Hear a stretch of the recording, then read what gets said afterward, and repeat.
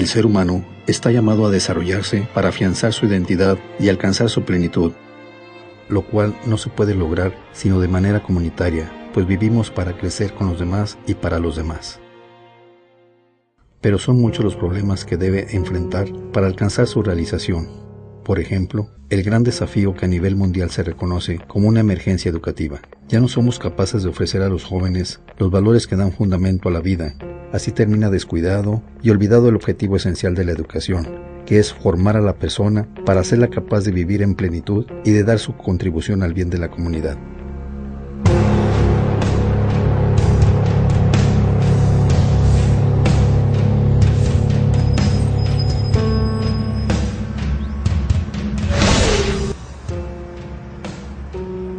En la compleja realidad social que vivimos, los signos positivos de esperanza y de vida se entrelazan con las manifestaciones y acontecimientos sembradores de violencia, frustración, de muerte y que nos afectan a todos. Para la Iglesia Católica, la realidad no nos puede ser indiferente. Mirar la realidad con atención es una necesidad para el trabajo que debemos empezar junto con todos los hombres y mujeres de buena voluntad, aun cuando no compartamos la misma fe. Debemos participar con la convicción de que podemos cambiar la realidad siempre y cuando podamos verla con todos sus factores, sin ideologismos ni parcialidades. Vivimos en un cambio de época que tiene un impacto a nivel global en todos los ámbitos: la economía, la política, la religión, la cultura y la educación, que se expresa a través del desarrollo de las tecnologías y de los medios de comunicación, capaz de modificar los valores y comportamientos en todo el planeta.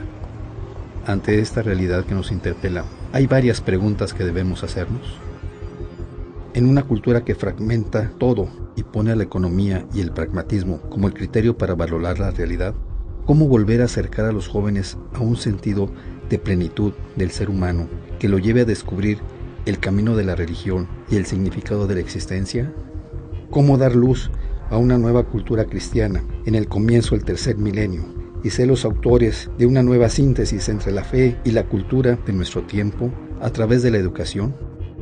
¿De qué manera se puede dirigir el impacto de los medios de comunicación en la educación, trascendiendo su misión fundamental de informar y entretener para generar un criterio inteligente que colabora con la labor educativa?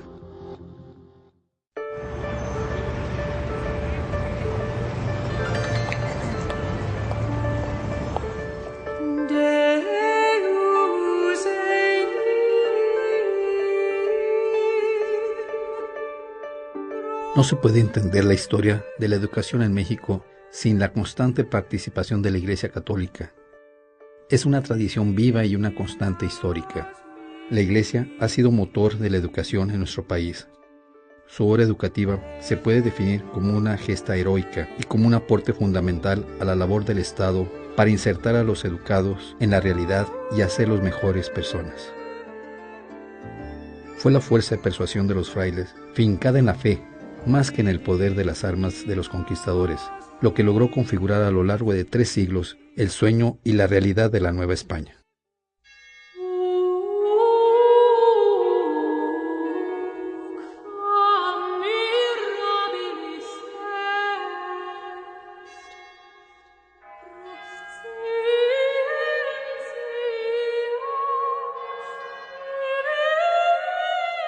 Proclamar el Evangelio fue una misión claramente religiosa, pero con amplia proyección social y cultural. Al mismo tiempo que los misioneros estudiaban las lenguas indígenas, se edificaban las escuelas, se enseñaba el catecismo y se regulaba la celebración de las fiestas. También se promovían las presentaciones teatrales, juntamente con el trabajo apostólico de predicar y administrar los sacramentos. La obra de alfabetización emprendida por los religiosos se hizo en las lenguas indígenas, lo que constituye un aporte innegable a la cultura de esta nación.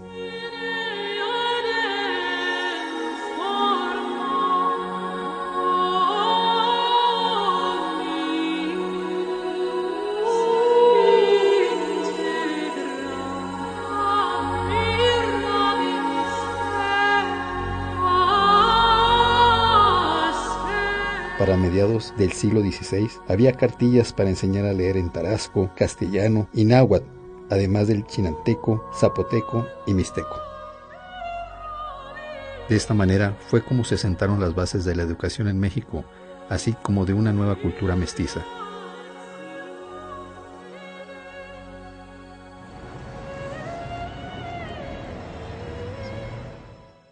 A partir de la Constitución de 1824, comenzó la disputa entre tradición y modernidad, personificada en la confrontación entre Estado e Iglesia, librando una batalla que le cerró a la Iglesia las puertas de la educación en México. Fue durante el mandato de Porfirio Díaz en que el Estado buscó una alianza, pero esta breve coyuntura volvió a cerrarse durante la Revolución Mexicana. Fue hasta el gobierno de Álvaro Obregón que su secretario de Educación Pública, José Vasconcelos, estableció las bases de una educación nacional y humanista, pero la gran labor de Vasconcelos no alcanzó su máxima plenitud, debido al uso de los gobiernos siguientes para convertir la educación en una herramienta de control social. Es a partir del Concilio Vaticano II que la visión de la educación se logra centrar en el hombre, una visión humanista que considera la educación como un derecho universal que busca la formación integral de la persona.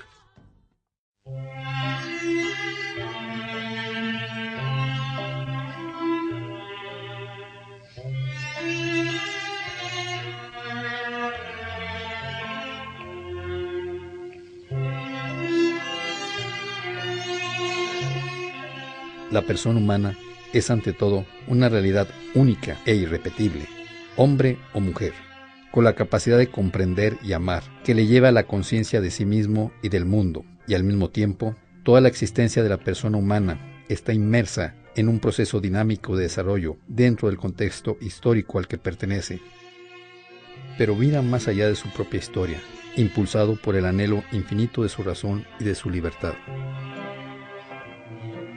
Esta es la realidad del ser humano, colocado ante un universo que debe descifrar poco a poco y dotado de poderosas capacidades, la razón, la voluntad libre y la conciencia, que deben desplegarse con el fin de alcanzar su cometido. El hombre tiene al universo como desafío permanente. Y sin embargo, la realidad del hombre no se explica solo por el universo en el que habita, sino también por la realidad histórica que va escribiendo con sus propias decisiones. Es esta historia su realidad, fruto de los acontecimientos. Se enriquece con la tradición y con la expresión de cada persona y de cada comunidad. La historia, en una palabra, es construcción de todos los que vivimos.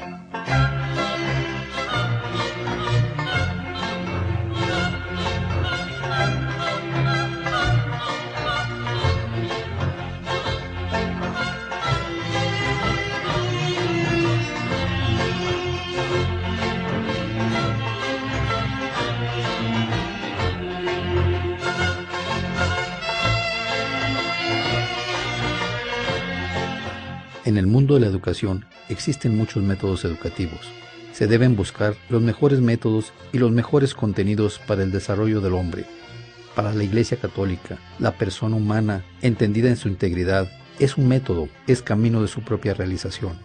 Por eso, es importante que siempre cuidemos que los fundamentos del quehacer educativo sea conforme a la verdad sobre el hombre y no se encuentren a merced de ninguna ideología reductiva.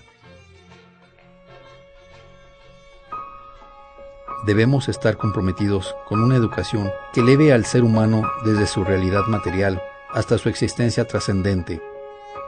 Es educar para construir una cultura con la capacidad de reconocer el papel de la ética para la educación de una sociedad más justa y solidaria.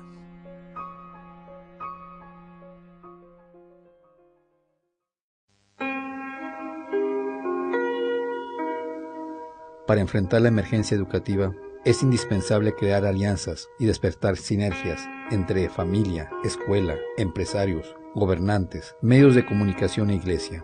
Estas alianzas serán provechosas en la medida en que se coloquen al servicio del crecimiento de la persona humana y sus exigencias de desarrollo. Es importante desarrollar 10 puntos centrales. Recuperar la centralidad de la persona. Asegurar su educación integral y de calidad para todos. Educar en la verdad y en la libertad para promover la paz. Reconocer el papel fundamental de la familia. Hacer de toda instancia eclesial y de toda acción pastoral un servicio educativo. Lograr que la escuela y los maestros encuentren caminos para el cumplimiento de su misión. Propiciar que los medios de comunicación sean instrumentos y no fines. Promover la colaboración de gobierno y sociedad para una nueva acción educativa. Formar a los formadores. Mirar a Cristo y a María como sentido y plenitud del proyecto educativo de la Iglesia. Es preciso que todos asumamos nuestra responsabilidad y en un clima de respeto y diálogo abierto, mantengamos la confianza en que es posible, a través de una nueva acción educativa, responder a los desafíos que nos plantea la realidad de nuestro país. Todo ser humano, sin excepción, anhela encontrar el camino para llegar a su plenitud humana, siguiendo la verdad, el bien y la justicia.